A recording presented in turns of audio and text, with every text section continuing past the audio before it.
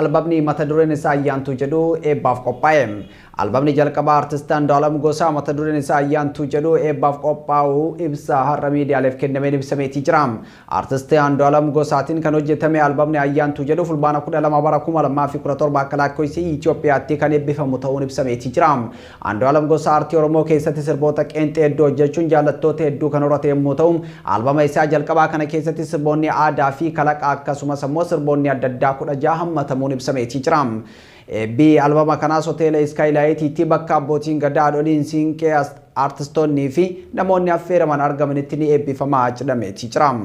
Oromoon ayyaana waggaa ayyaantu targa akkuma jedhu akka sabaatti har'a geenye miti.